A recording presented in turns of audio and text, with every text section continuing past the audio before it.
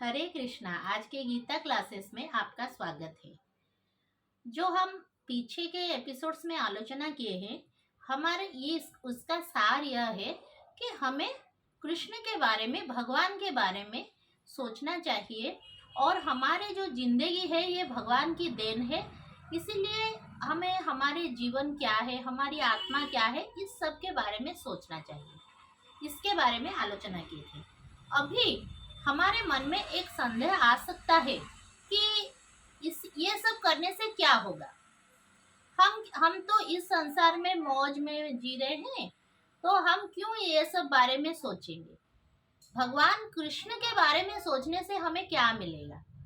अगर हमारे मन में ये प्रश्न आता है तो भगवान इसका समाधान सांख्य योग के 2 अध्याय के 40वां श्लोक में बताते हैं। पहले हम उस श्लोक का पाठ करेंगे, फिर उसका अर्थ समझेंगे।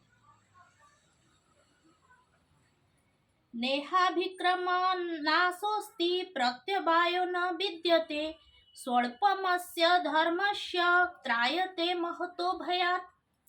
इसका अर्थ इस श्लोक में भगवान जी बताते हैं कि अगर कोई भी व्यक्ति थोड़ा सा भी भगवान का उपासना कर ले, थोड़ा सा भी भक्ति योग का प्रैक्टिस कर ले, साधना कर ले, भक्ति में जी ले, तो उसका बड़ा भय, महतो भयात मतलब बड़ा विपत्ति उसका चला जाता है। और अगर हम अपने जीवन में थोड़ा सा भी इस धर्म का, भगवत धर्म का पालन कर लेते हैं तो इसका कभी नाश नहीं होता। कभी कभी हम थोड़ा सा धर्म भक्ति योग में आते हैं और फिर हम संसार में आसक्त हो जाते हैं।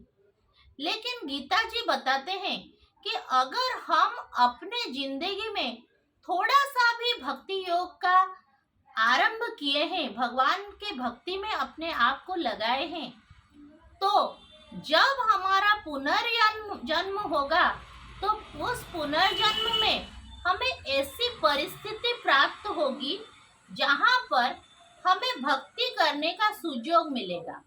मतलब हम अगर भक्ति का एक ले लेंगे A to Z, तो Z में हम ABC तक पढ़ पाए हैं और हमारा ये जन्म खत्म हो जाता है, समाप्त हो जाता है।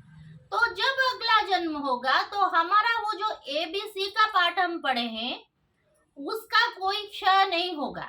जैसे हम सारा सांसारिक वस्तुएं कमाते हैं तो इसको छोड़ कर जाते हैं, लेकिन जो भी भक्ति में हम करेंगे, वो साधना करेंगे, जब हमारा अगला जन्म होगा तो ABC तक जो हम पढ़े हैं पूर्व जन्म में, वह हमारा D से स्टार्ट होगा।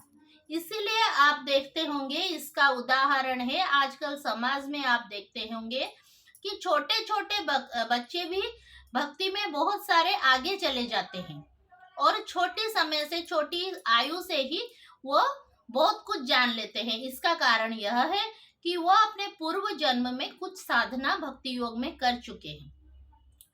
तो आप सबसे ये निवेदन है कि इतना सुंदर चीज हमें मनुष्य जन्म मिला है और मनुष्य शरीर मिला है, उसका इतना सुंदर जो चीज हमारे जीवन में है वो है भक्ति, भगवान की भक्ति।